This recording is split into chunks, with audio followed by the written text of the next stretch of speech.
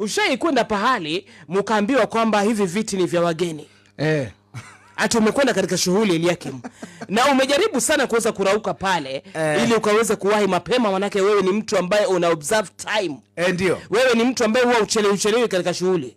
Lakini unakwenda mahali pale unapata kuna viti vingine vimewekwa upande huu, unajaribu kujitakulia kiti pale, wanakuambia ni vya wageni.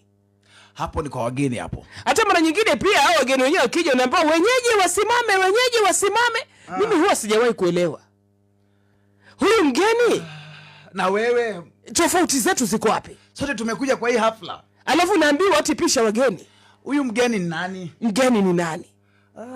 Mgeni huyu ambaye hangekuja hata wakati akachukua nafasi ya kiti pia yeye. Na saa zingine hata umeng'ara kumliko. Umeng'ara kuliko huyo mgeni. Mimi tushai kwenda mahali ambao wewe kama unajijua wewe ni mwenyeji simama, kama unajijua tunapisha wageni. Si ujeuri, lakini huwa sielewi. Kama viti havitoshi jamani, sote tukaeni chini. Roho safi. Lakini maswali ya kwamba sasa kwa sababu sisi ni wenyeji, kwa sababu tumetoka hapa katika huu mtaa, ndio kila saa tunaambiwa amkeni mpishe wenyeji. Na unajua kuna watu vichwa ngumu. Unamkodolea macho unamwambia pisha mgeni, anakuangalia wewe una mdudu kwenye kichwa ama nini? Hafla ilikuwa ianze saa 5. Mimi nimekuja saa 2. Ndio. Nimepata kiti changu. Yes. Alafu mgeni amekuja saa 6 kasoro. Ati nipishe mgeni. Nimpishe. Ati kwa sababu yeye ni mgeni. Alikuwa wapi? Na kuunga mkono. Wageni wenyewe wanakuja hapo wanajipiga kifua kwa sababu ati ni wageni. Alafu maji wanapewa mineral water.